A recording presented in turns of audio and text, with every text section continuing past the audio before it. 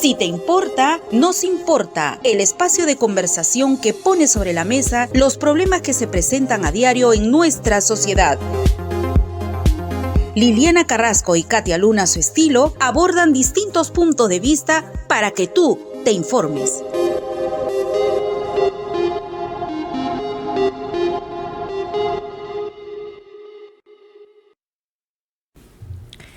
Hola, buenas tardes, muy buenas tardes a todos los amigos y televidentes que nos están siguiendo, nos sintonizan en este momento.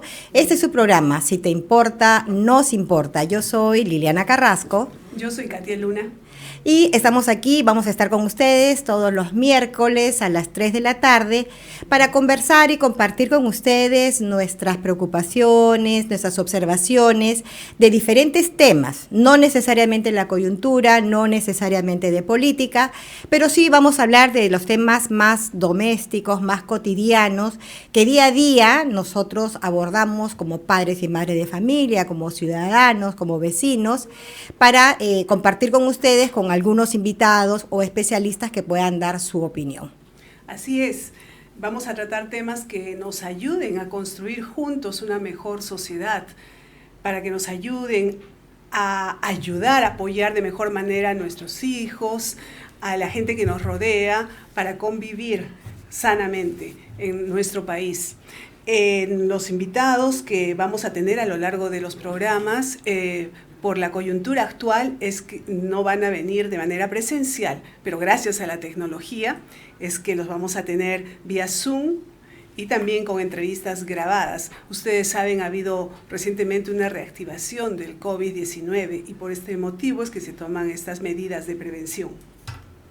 Sí, Katia, bueno, precisamente aprovechando este comentario que estás haciendo, invitar a los televidentes, a las personas que nos están siguiendo en estos momentos, que se vacunen.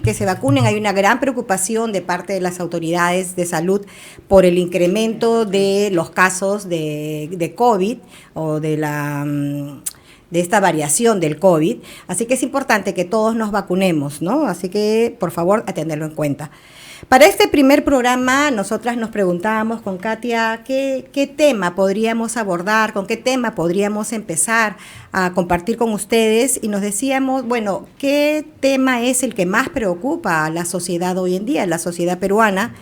Indudablemente el tema es la seguridad, o mejor dicho, la inseguridad ciudadana, pero siempre vista de la puerta de la casa para afuera. Entonces dijimos, bueno, ¿cuál es el otro tema que puede preocupar también a la sociedad? Y es de la puerta de la casa hacia adentro, la seguridad de nuestras niñas, niños y adolescentes.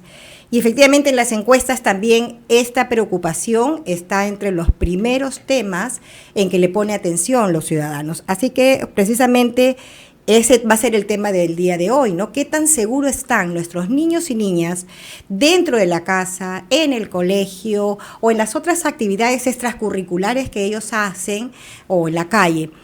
A eso le vamos a dedicar el programa de hoy. Así es, no solo es en la calle donde nuestros niños corren más riesgo. El lugar donde ellos experimentan mayor peligro, increíblemente, es dentro de sus hogares, o quizás también en los colegios o en instituciones donde puedan realizar actividades extracurriculares después de las clases. Nos referimos, cuando hablamos de peligros en el hogar, a la violencia intrafamiliar. Esta violencia adopta muchas formas, comienza con insultos, amenazas, va increciendo. Pueden experimentarse golpes, agresiones físicas, violencia sexual, en fin, en definitiva, conductas violentas que ejercen los padres para controlar a sus niños, para asentar el poder en ellos. Justamente vamos a contar con testimonios muy conmovedores de 2 hermanas que crecieron en medio de este ambiente tóxico. Ellas no solo pasaron hambre, sino también fueron víctimas de violencia extrema por parte de uno de sus padres. Eso será en unos minutos. Así es, Katia. Y si bien la responsabilidad de nuestras niñas y de nuestros niños está en nuestras manos, en los padres, madres, en los tutores, en los maestros, también hay una responsabilidad del Estado. Y precisamente para conocer cuál es esa responsabilidad del Estado o hasta dónde llega la responsabilidad de los padres y dónde entra a tallar la responsabilidad del Estado, es que vamos a contar con la presencia de un especialista justamente en los temas de niñez. Se trata de la doctora Matilde Cobeña Vázquez, quien ha sido adjunta para la niñez y adolescencia de la Defensoría del Pueblo. Con ella vamos a estar, espero que también ya esté conectada, no sé si Fabio nos ayuda para que esté conectada, y ella va a participar a lo largo del programa dándonos su opinión y orientándonos cómo podemos hacer o desde qué punto el Estado puede apoyarnos a los padres de familia o los tutores para sacar adelante a nuestros hijos que se presente ante los casos de violencia. Entre algunas referencias que hemos encontrado en toda la data que hemos revisado junto con Liliana, tenemos por ejemplo la encuesta realizada recientemente en noviembre del 2023 por la Asociación de Comunicadores Calandria y la Cooperación Española en 3 ciudades, Lima, Piura y Cusco. Se encontró que la ciudadanía ubica la violencia contra mujeres y niñas entre los problemas más relevantes del país. Así es, y increíblemente en ese porcentaje lo que habla también Katia es que dice que 1 de cada 10 limeños piensa que la violencia contra las niñas y adolescentes es inevitable. Es decir, lo reconocen, saben que está mal, pero también reconocen que las niñas y los niños y los adolescentes, bueno, desgraciadamente tienen que vivir en ese ambiente y que no van a poder salir de él. Y hay una parte de la población que incluso naturaliza los maltratos, considera que castigar con golpes físicos o con maltrato emocional, psicológico, es parte de la educación o parte de imponer la autoridad, lo cual no es tan cierto y justamente por eso es que estamos abordando este tema. Y uno de los temas que me pareció bastante importante resaltar, Katia, era precisamente de que ese porcentaje en Lima, en Piura, el 9% de los encuestados en Lima consideraba de que era normal que se aplique violencia o maltratos contra los niños para educarlos. En Piura era un 19%, pero el índice más alto era en Cusco. En Cusco se considera que el 22%, el 22% de las personas entrevistadas consideran que la violencia contra los niños y niñas es inevitable en el entorno familiar y que siempre ha existido y que no va a poder cambiar. Así es Leli. Una hipótesis predominante sostiene que la transmisión de la violencia intergeneracional en el entorno doméstico es uno de los principales factores propiciadores de la violencia infantil. Las madres y padres violentos fueron a su vez violentados física y psicológicamente durante su niñez y repiten esos patrones de comportamiento con sus propios hijos. La violencia de los padres y madres es para los menores el único modelo a seguir. Los niños que crecen en un ambiente tóxico donde los violentan permanentemente es lo único que ellos conocen. Entonces es lógico que posteriormente, cuando sean adultos, sigan ese modelo. Si es que no hay factores externos que intervienen para romper ese círculo vicioso en el desarrollo de los niños, que en definitiva son los futuros hombres y mujeres que van a construir nuestro país, a ser un mejor país. Bueno, que son los hombres y mujeres que actualmente somos ahora todos, porque este tema de la violencia, como les decía de las cifras anteriores, es normalizada y no de esa época, no es de ahora, es desde siempre, es desde hace mucho tiempo atrás. Pero nos preguntábamos si todas las personas identifican qué es violencia, qué dicen los estudios, las madres, los maestros, e identifican que las acciones que imponen para, valga la redundancia, imponer su autoridad son actos violentos o es maltrato. Muchos estudios demuestran que no. Muchos estudios demuestran que ejercer la autoridad con cierta dosis de exageración, de poder, de dominio, no es considerado como actos violentos o como maltratos. Justamente para graficar mejor el panorama que se vive en nuestro país con respecto a la situación de niños y niñas frente a los maltratos en el hogar y en la escuela vamos a comenzar presentando 2 testimonios. Son 2 hermanas, Teresa y María, que vivieron en Cusco durante su infancia y su niñez, incluso hasta entrada a la adolescencia en uno de los casos, y fueron víctimas de maltrato dentro de su hogar por uno de sus padres. Ellas han preferido dar su testimonio, pero sin salir en cámaras. Ustedes saben que por razones obvias, dada su situación, prefieren no ser identificadas. Entonces, comencemos con el testimonio de Teresa. Ellos eran 2 hermanas en medio de 11 hermanos. El padre trabajaba, sin embargo, era alcohólico, y la mamá trataba de llevarles el alimento como podía realmente. Escuchemos a Teresa. Mi papá trabajaba de portero en el colegio, La Salle, y pues era el dinero que podía tener para nosotros, no nos podía dar porque se lo pasaba tomando todos los días. Y los cachuelos que hacía con el triciclo, llevando mercadería, tampoco. O sea, él podía ganar el doble, pero no nos daba ni un solo, porque todo se lo gastaba en alcohol. Mi mamá se iba a las casas a lavar ropa, a cocinar. Y también en las tardes pertenecía a un club de madres para poder recibir víveres a cambio de sus tejidos. Y había días que no había comida. Y pasábamos hambre, sí, complicado porque éramos muchos hermanos, eran bebés en brazos, que no había alimento. Tu papá, además de ser alcohólico, también era violento en tu casa. Sí, era súper violento, demasiado violento, porque él lo único que hacía era venir y golpear. Si no había algo que le agrade para que coma, lo tiraba. Y más decimos, o sea, a todos golpeaba, desde el más pequeño hasta mi madre. No había semana que no podíamos correr al centro de salud para que le puedan atender de una nariz rota, de unos labios reventados o de algo que le tiró en la cabeza y le reventó la cabeza. Y mis hermanos, al salir en defensa, pues los agarraba realmente casi capaz hasta querer matarlos. A mi hermano Víctor, porque lo agarró y lo pisó en el cuello. Lo pisó en el cuello y mi mamá tuvo que tratar de sacarlo de encima a mi papá para poderlo soltar, porque por poco pierde ya la respiración y lo asfixia. Es la razón que mi hermano hasta hoy en día siente odio por mi papá. Yo salí a los 8 años.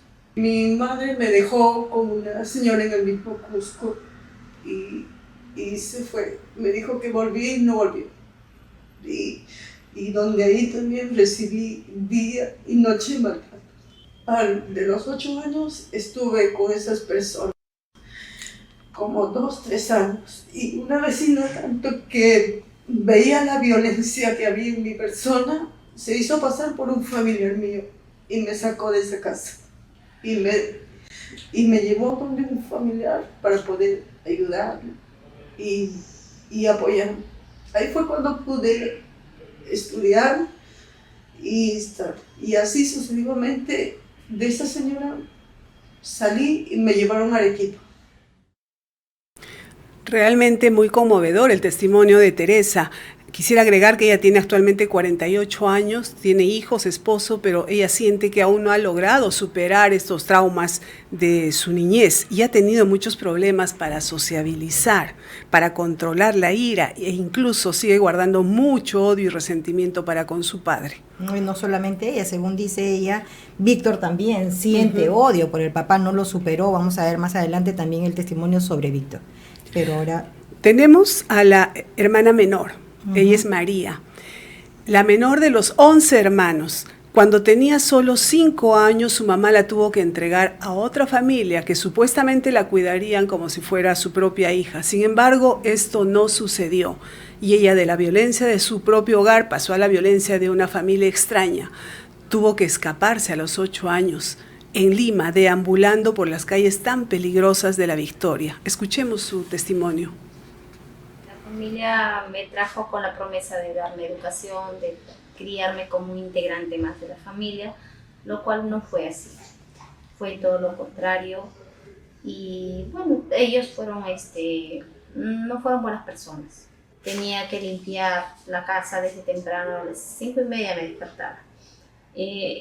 Hasta las 6:30 tenía que haber estado listo todas las cosas, porque si a las 7 de la mañana no había pan encima de la mesa, ya el pan de la tienda, no me daban de desayunar.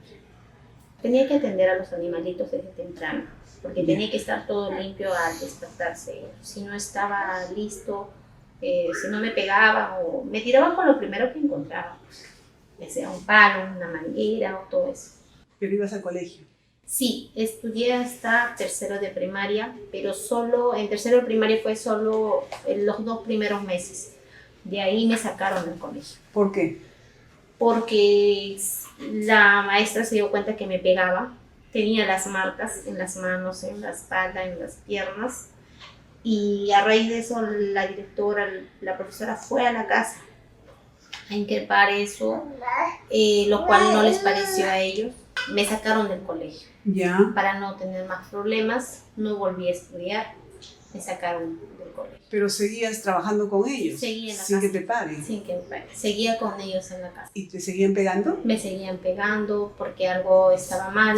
Yo no sabía que era ver tele o que era jugar con mis juguetes. Solo era pantalla, nada más que yo tuviera juguetes, que tuviera ropa bonita para cuando vinieran a visitarme a alguien. ¿Es cierto que tenías que cocinar y que no alcanzabas a la cocina? No, me ¿Cómo subía hacías? en banquito. En un banquito subía y tenía que hacer lo que ellos me pedían, porque ya me habían enseñado anteriormente a cómo cocinar o cómo hacer las cosas. ¿Cómo fue que decidiste huir de esa casa? Era porque me pasó que yo vi la tele sin permiso y me escapé porque me iban a pegar. Y como yo sé de la forma como lo iban a hacer, me valor y me fui. ¿Y qué edad tenías? Tenía 8 Ocho años. Y me fui. Solita. Me fui. ¿Y qué pasó? ¿Cuánto tiempo estuviste en la calle? Estuve todo un día en la calle. Todo un día. Porque me fui a un mercado. Y dije, ahí voy a encontrar trabajo. Al encontrar trabajo ahí, yo en mi inocencia decía, pues, de eso podría vivir. Pero todos decían no, hasta que encontré una señora que vendía comida. Ella fue la que me invitó de comer porque no había comida en el día. Y le dije, no importa, yo me quedo contigo. Me preguntaban si yo me acordaba de la dirección de la casa. Sí me la sabía, pero yo no quería volver. Porque sabía que la policía no iba a hacer nada, porque en esos años el maltrato a los niños o toda esa violencia no la iban a... No era penado como ahora. A raíz de eso llegué a un hogar de niños, mi hermano Sergio me buscó y dio conmigo y me fui con él a vivir.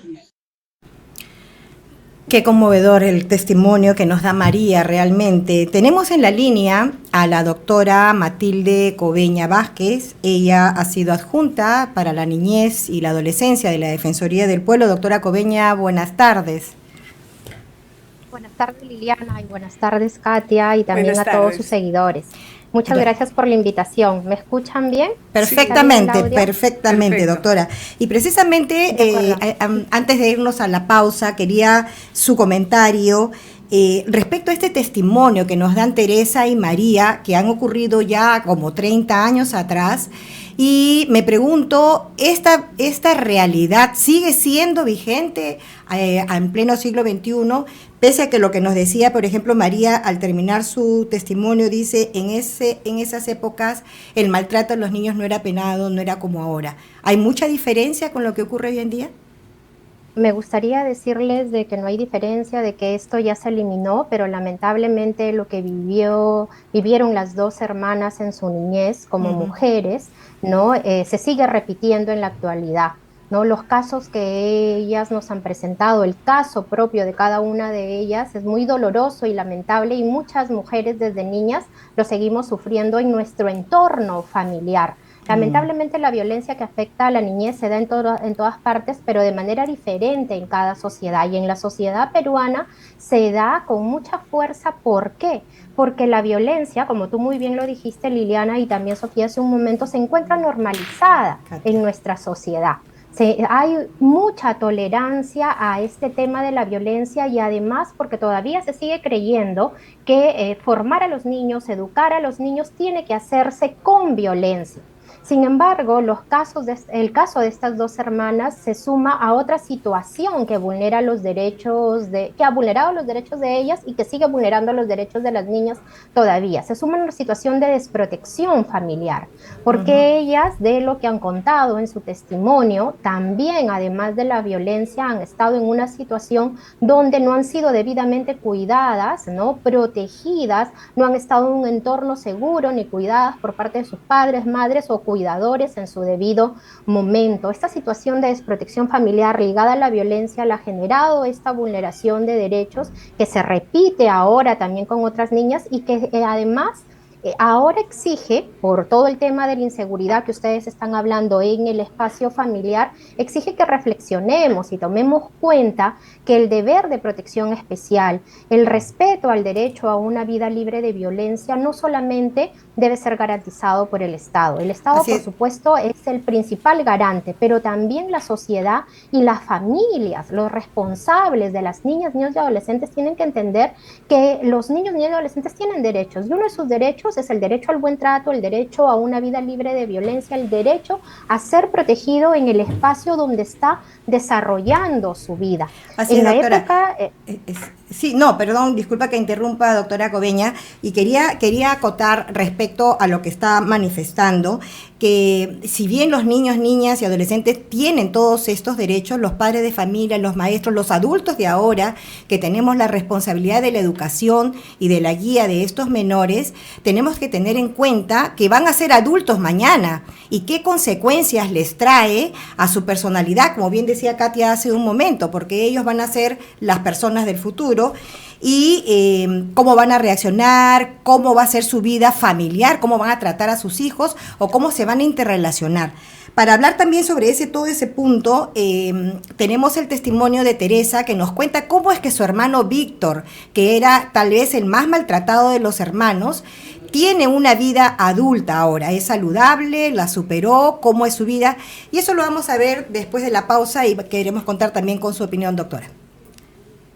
De acuerdo. Nos vamos entonces a la pausa.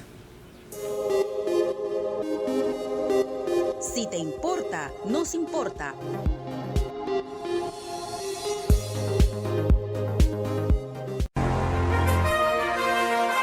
RCR, Red de Comunicación Regional, la red que comunica y une al Perú. Integramos y damos voz a las comunidades más alejadas del Perú. Más de 40 emisoras de radio, 30 estaciones de televisión y nuestras redes sociales se unen a diario con la señal de RCR. Integramos a más de 400 localidades en costa, sierra y selva. RCR, Red de Comunicación Regional, la red que comunica y une al Perú.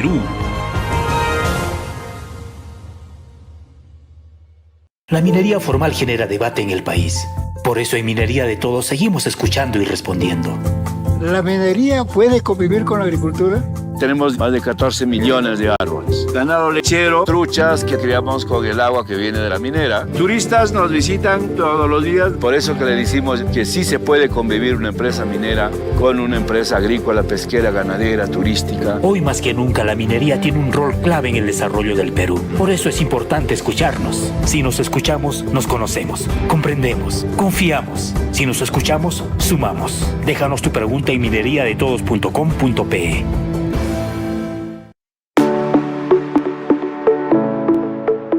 Desde 1995, la Superintendencia de Banca y Seguros, AFP, supervisa de manera permanente a la derrama magisterial, que además cuenta con sus propios órganos de control interno, como el Consejo de Vigilancia y un equipo de riesgo y auditoría interna. Derrama Magisterial es la institución de previsión y seguridad social del magisterio peruano, que ofrece la mayor garantía, solidez financiera y seguridad a sus asociados. Derrama Magisterial, seguridad social para los maestros.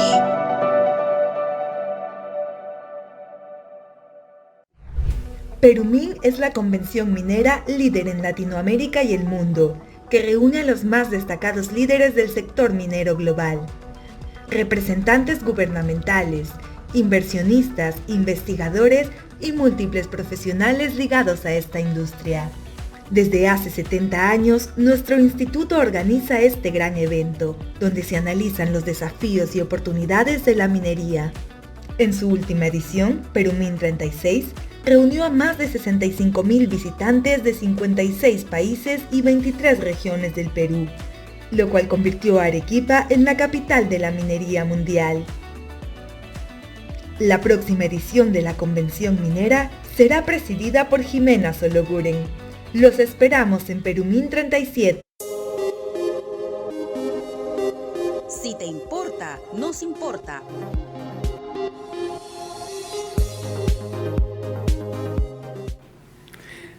Bien, continuamos con el programa con respecto a violencia hacia los niños, niñas y adolescentes en el entorno familiar y también en los colegios.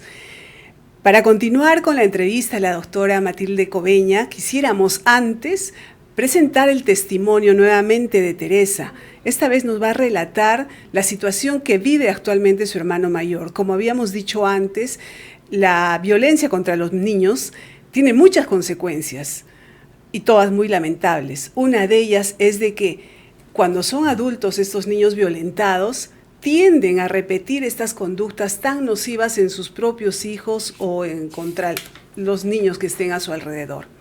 Vamos a ver la entrevista a Teresa nuevamente. Lamentablemente mi hermano está casi lo mismo como mi papá. Está repitiendo esa conducta, toma demasiado, como que se está yendo como que a la vista.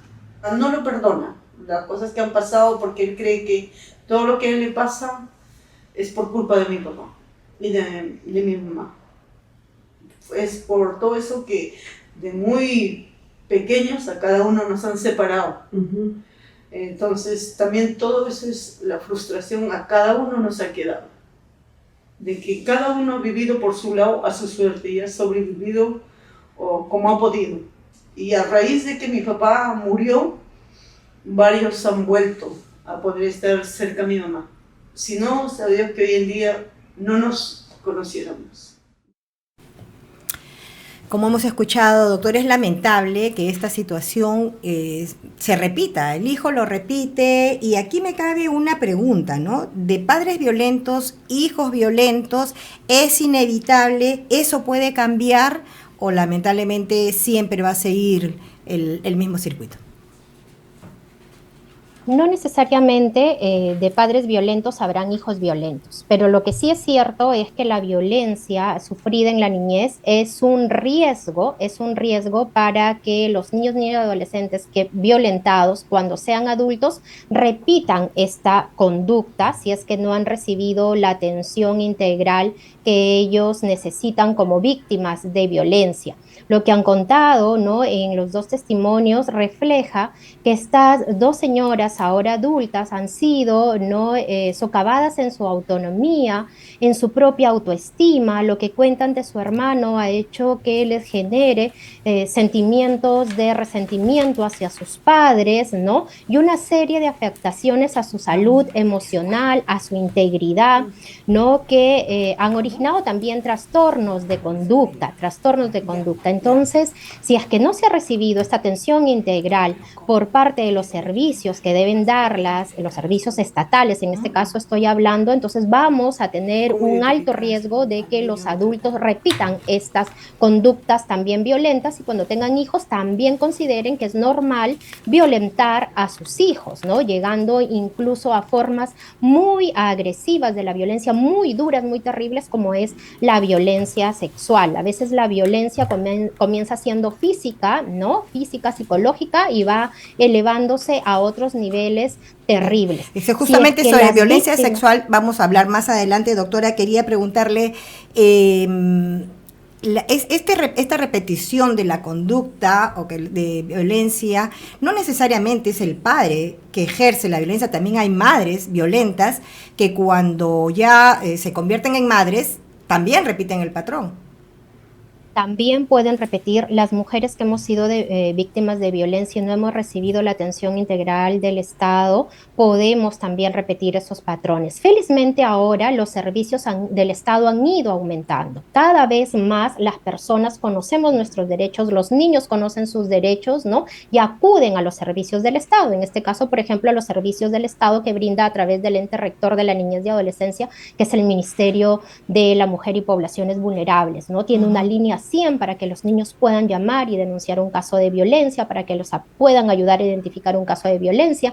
Tienen los centros de emergencia mujer, que actualmente son 433. También los niños o las propias mujeres pueden ir a la comisaría a presentar una denuncia sobre un caso de violencia, pero también se está haciendo un trabajo preventivo que es importante conocer. Eso es lo más importante, ¿no? Y, claro, preventivo que debe hacerse en las familias, porque el porcentaje de los agresores, como ustedes también muy bien han señalado en las cifras del inicio, viene de la familia.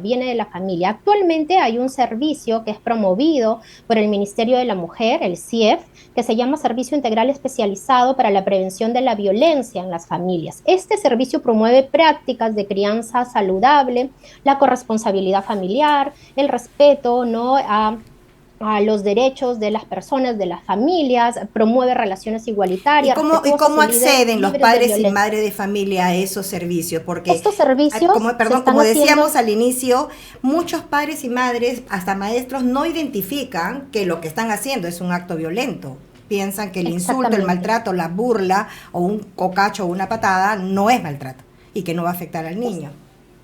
Exactamente, muchas personas no lo saben y quienes quisieran acceder pueden hacerlo a través de sus gobiernos locales o acudiendo también, por ejemplo, a los servicios del propio ente rector del MIN. Este servicio ahora se está haciendo en coordinación, ¿no? Por ejemplo, del INAVIF con los gobiernos locales, también en coordinación de la Dirección de Familias, del Viceministerio de la Mujer con los gobiernos locales. Hay un componente preventivo también que se realiza a partir del programa Aurora. Pues poniéndose en contacto con estos servicios se puede no tener una promoción de las prácticas de crianza saludable.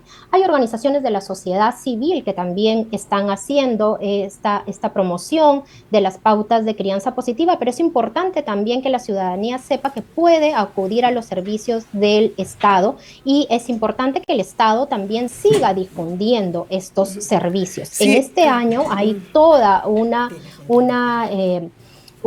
gran estrategia para promover la prevención de la violencia, no solamente la atención de la violencia de la niñez y adolescencia, sino que se está terminando de diseñar esta gran estrategia de prevención de la violencia que iba a involucrar familia, sociedad y Estado, e incluso a las empresas. Evidentemente, doctoras, se están haciendo esfuerzos, hemos avanzado bastante. ¿Y cómo hacer que los padres, madres, niños, adolescentes, hermanos acudan a esos lugares? Porque a veces existen, ¿no? Se están dando políticas de prevención, todo eso, pero la realidad es de que muchos desconocen. Quizá con campañas en los colegios, no lo sé. Exactamente, pero ¿cómo hacer? La primera gran acción para que la ciudadanía conozca es que también a nivel territorial, y en este caso estamos acudiendo, ¿no?, a los gobiernos locales, a hacerles presente que tienen también una responsabilidad en la prevención de la violencia. A nivel local hay un servicio que se llama DEMUNA, que son las Defensorías Municipales de Niños y Adolescentes, y una de sus funciones es promover los derechos de la niñez y adolescencia y prevenir también dentro de esta promoción la violencia, prevenir que los niños sean violentados en sus derechos, en su derecho al buen trato, en su derecho a una vida libre de violencia. Pues cuando entendamos que no todo lo va a resolver el gobierno central, sino que tiene que involucrarse otros niveles de gobierno, como los gobiernos locales, que tienen que sumarse a esta tarea, vamos a hacer que la ciudadanía pueda conocer estos servicios. Cada alcalde o alcaldesa tiene que entrar también a trabajar en este tema de difusión. Doctora, quizás con políticas transversales que involucren también al Ministerio de Educación para que en los colegios, en las escuelas, sobre todo en el interior del país, se promuevan más escuelas de padres, porque los papás, ya como ya bien lo hemos dicho y usted nos ha reiterado, normalizan estas conductas, no se dan cuenta de que están haciendo daño a sus hijos. Entonces, se les tiene que hacer dar cuenta, ¿no? Exactamente, se les tiene que saber dar cuenta, y nuevamente entra acá el gobierno local. El gobierno local tiene que ayudar a las instancias educativas, las conocidas UGELES, ¿no?, que son las instancias educativas locales, también a difundir los derechos de los niños, de las mujeres, pero especialmente de los niños, y también prevenir la violencia, no solo en el espacio familiar, sino en el espacio escolar, precisamente, que es donde tenemos muchísimos casos. Precisamente ese era el otro aspecto que queríamos abordar, doctora, porque el hogar es un factor, pero también los niños están expuestos en las escuelas, no solamente las escuelas, también tienen actividades extracurriculares, academias, instituciones deportivas, artísticas, tienen otros espacios donde también sufren de violencia, y no solamente de los compañeros, que puede ser que ahora se le llame bullying, pero siempre se dice, siempre existió también el abuso entre compañeros, algunos más fuertes que otros, y también de maestros a los alumnos, de alguna forma, como corrigen, por ejemplo.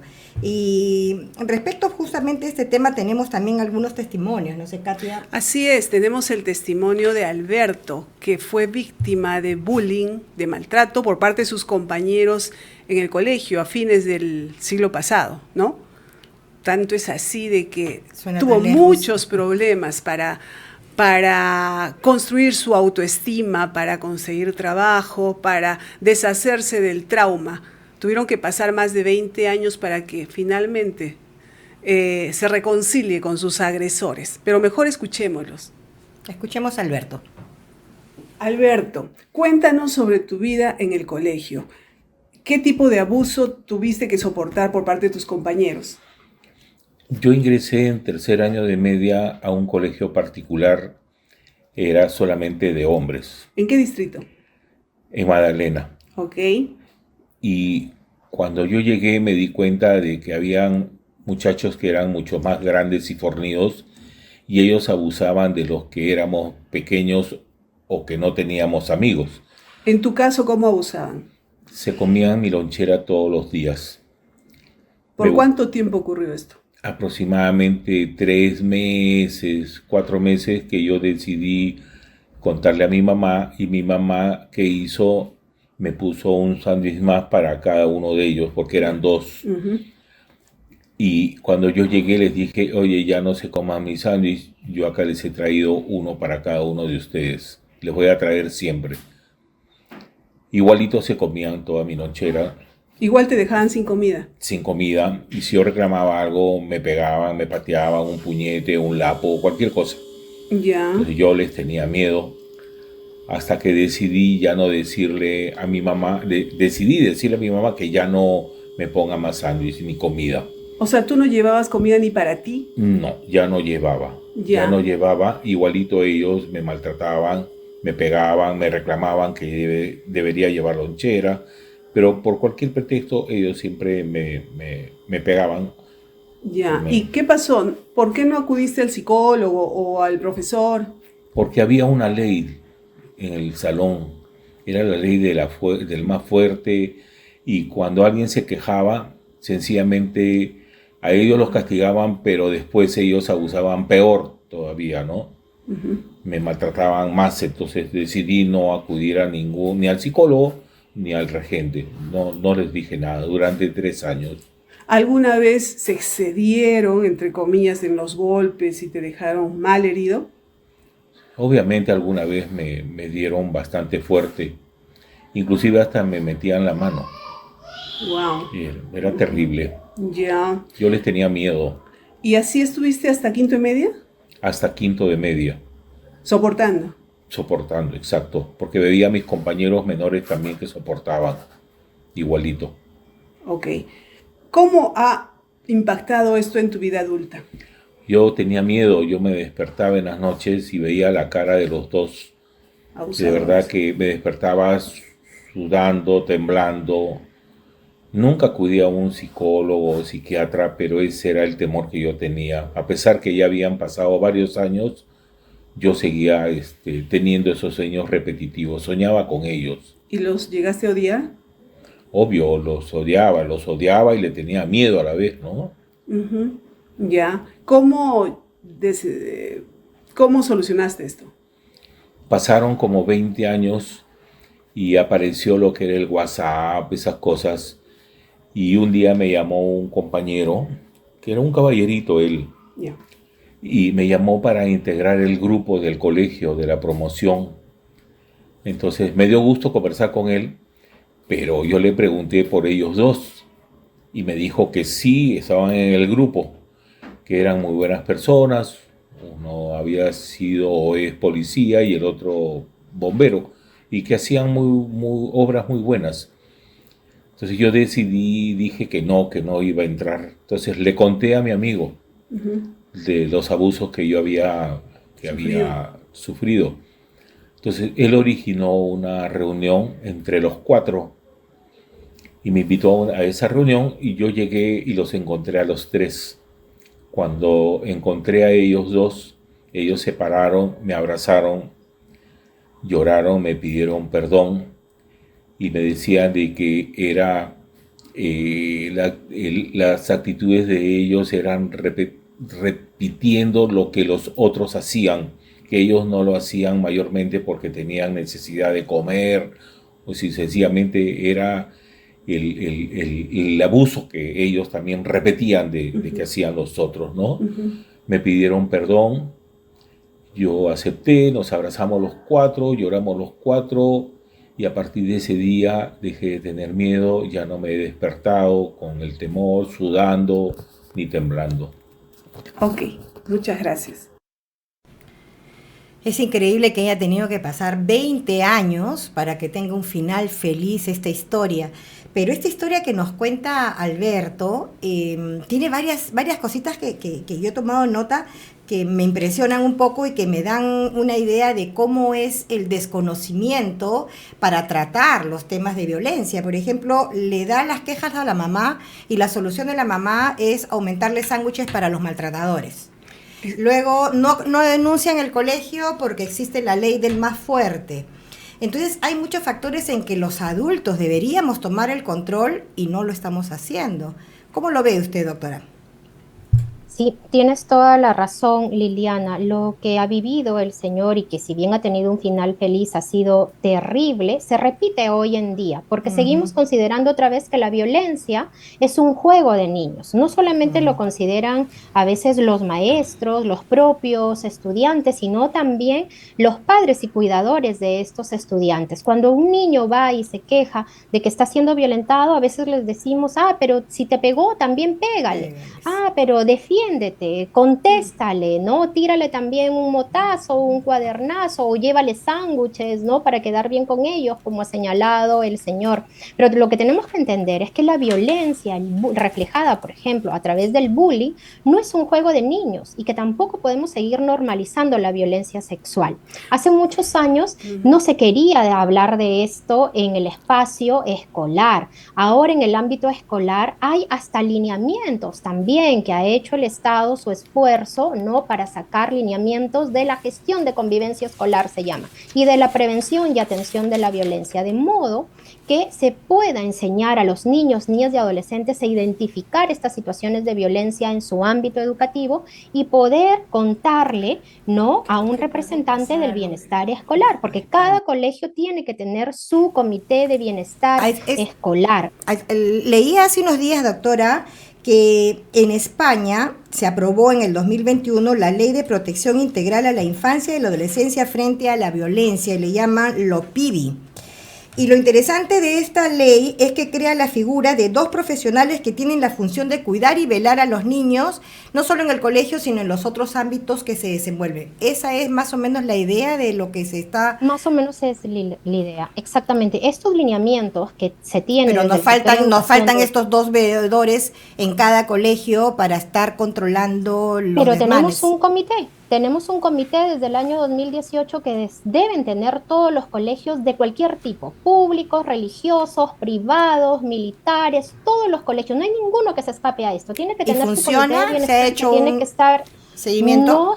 No funciona en todos lados, ¿no? Algunos colegios sí están bien organizados para prevenir la violencia, para atender la violencia, para gestionar la convivencia escolar, y tienen este comité donde un alumno, un estudiante que se sienta violentado por su par o también por personal administrativo, directivo o docente puede acudir y denunciar este hecho o hacerlo a través del portal si se ve. Incluso este comité puede recibir, ¿no?, a veces toma conocimiento de que un niño es violentado en su casa, en el espacio escolar, que es violentado en otro lado, entonces ya este comité, el representante de este comité, lo comunica a los servicios del Estado que tienen que atender estos casos, como por ejemplo los centros de emergencia mujer, o los puede también derivar en algunos casos, ¿no?, para la atención emocional a los centros de salud mental comunitaria. ¿Y estos comités son padres de familia o profesores, o personal administrativo o personal extra? ¿Quiénes conforman este comité? Lo integran el personal docente liderado por el director o directora del colegio, lo integran también representantes de los padres de familia. Por eso es importante lo que ustedes decían, que también esto se difunda a través de talleres, ¿no?, que haga la escuela, los padres de familia,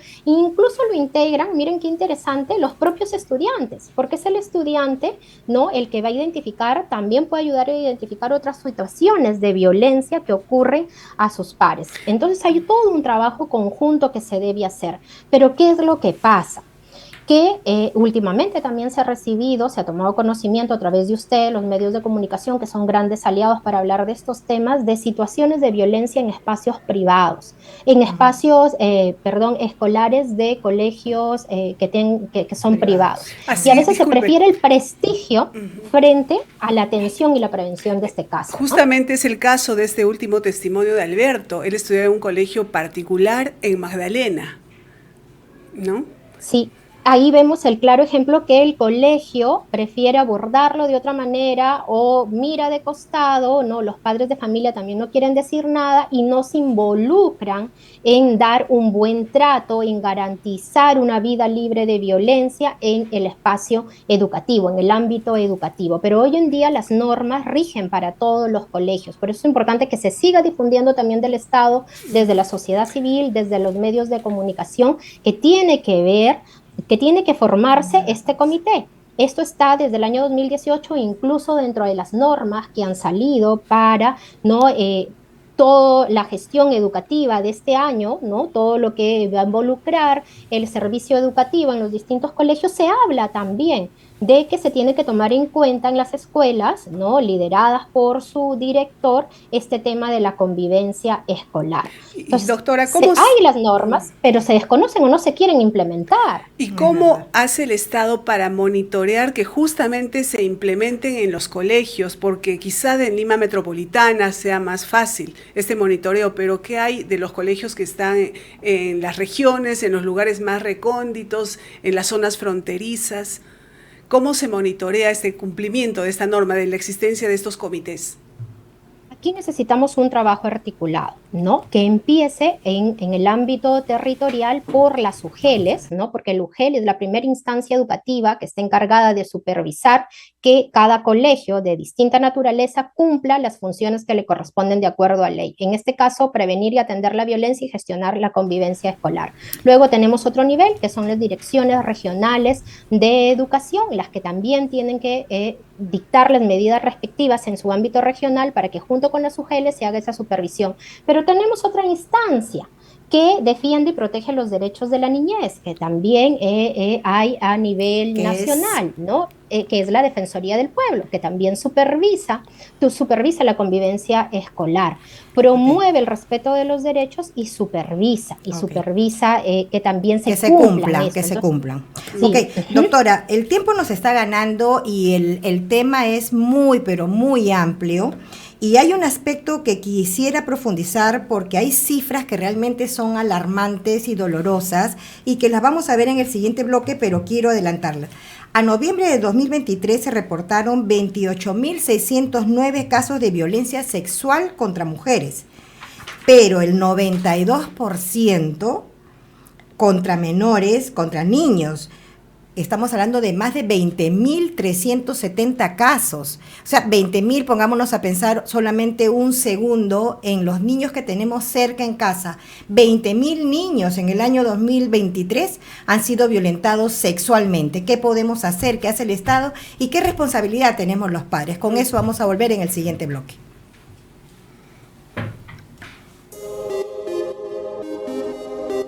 Si te importa, nos importa.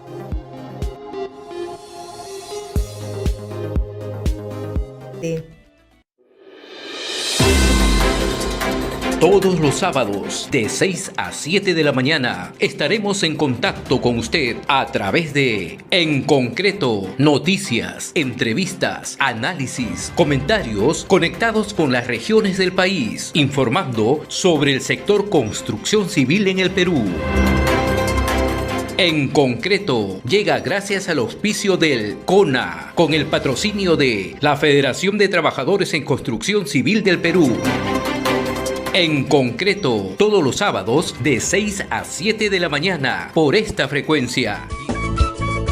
A través de nuestras redes sociales, Facebook del CONA, Facebook de la Federación de Trabajadores en Construcción Civil del Perú. También a través de la página web del CONA, www.conafobicer.com. Igualmente, a través del Facebook de RCR Perú o en la página web www.rcrperú.com. Aquí estamos siempre unidos y nadie nos podrá vencer.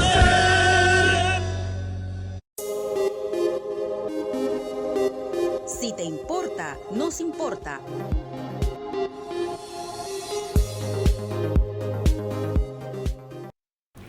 Bueno, por motivos de tiempo vamos a dejar de pasar un testimonio que también es relevante, pero justamente trata sobre la violencia sexual o el acoso sexual o con visos de sexualidad que se da en los colegios incluso desde la primaria. Entre compañeros. ¿No? Entre compañeros o a veces por parte de profesores. Doctora, ¿cuál es el diagnóstico que han realizado ustedes con respecto a justamente esto, a la violencia sexual en colegios, en niños y adolescentes? Quiero agregar, doctora, que nos están apresurando desde la cabina y nos quedan apenas 2 minutos, así que nos ha ganado el tiempo, tenemos que correr con la respuesta.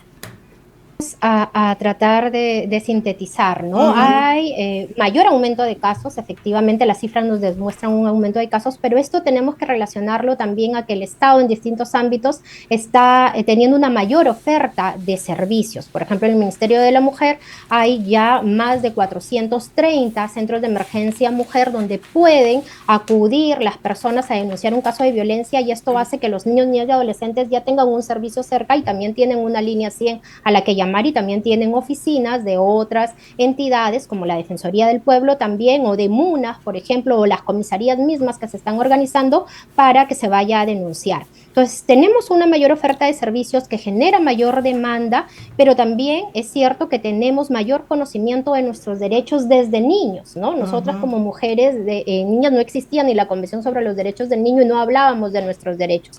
Ahora conocemos más, pero lo que tenemos que reforzar en todo el Estado, la familia y también la sociedad, especialmente trabajando en las familias, es que como personas tenemos derecho, pero también tenemos deberes.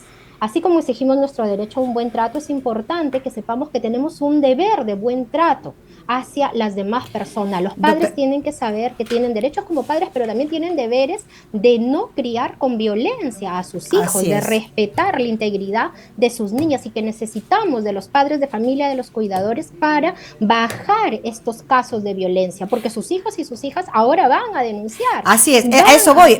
Aumentan los casos de denuncias de los niños, niñas, conocen sus derechos, ya no se quedan callados, y el Estado está en la capacidad de poder atender esa demanda de atención o esas denuncias de protección, de sanción. ¿Estamos en la capacidad como Estado para atenderlas? El Estado está reforzando sus servicios de distintas maneras, en distintos sectores, pero especialmente en el sector que es el ente rector de la niñez y adolescencia, a través no solo de la presencia física de los denunciantes, sino a través, por ejemplo, de aplicativos. También hay un aplicativo que se llama Yanat, que pueden descargarlo. Ahora los niños, los adolescentes tienen todo celulares, ¿no? Y pueden descargar este aplicativo donde pueden también pedir ayuda. ¿Puede repetir cómo se llama el aplicativo? Yanat, Y-A-N-N-A-Q, Yanat. Lo puede descargar cualquier persona, sirve para prevenir y atender los casos de violencia hacia la mujer y por supuesto hacia la niñez y adolescencia. Ya hay todo un equipo organizado a nivel del programa Aurora para acudir a atender estos casos de violencia. Incluso este aplicativo permite que la persona pida ayuda, no necesariamente al servicio, sino también a alguien de confianza que pueda tener, ¿no?, ahí a 5 personas a las cuales les va a alertar cuando esté siendo agredido. Pero necesitamos difundir esto, necesitamos difundirlo, necesitamos de ustedes, de los medios de comunicación, para difundir toda esta oferta de servicios, ¿no? Quizás por eso les agradecemos.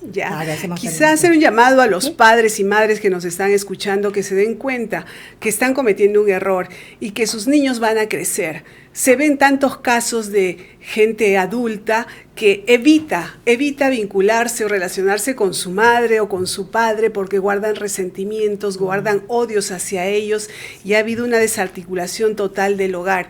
Y es por eso, o sea, estos niños han crecido con el corazón enfermo, se podría decir, y muchas veces los padres no se dan cuenta de ello. Claro. Tan solo necesita un niño sentir que se le quiere, que se le da protección, que se le escucha, porque un niño que siente amor, cariño dentro de su hogar, va a formar un ser humano con el autorrespeto debido, va a ser un ser humano sano. Y va a transmitir, y va a proyectar eso en sus decisiones, en beneficio de la sociedad, de su entorno, de su familia, del trabajo. Bien, doctora, bien, Katia, el tiempo nos ganó, nos tenemos que despedir. Les agradecemos por su sintonía, le agradecemos por su presencia, doctora Matilde Cobeña. Y anunciamos que para el próximo miércoles vamos a tratar un tema que es un poco delicado, y se trata de la donación de órganos. ¿Qué tan preparados estamos para ayudar a otros seres humanos? Así es, vamos a ver cuál es la situación de ese tema en nuestro país en comparación con otros países, y que hay muchas vidas que a veces se pierden por no tener un trasplante de un órgano. Ok. Bueno, muchas gracias. Hasta el próximo miércoles. Esperamos haber contribuido a aclarar alguna de tus inquietudes y problemas. Recuerda, si te importa, nos importa.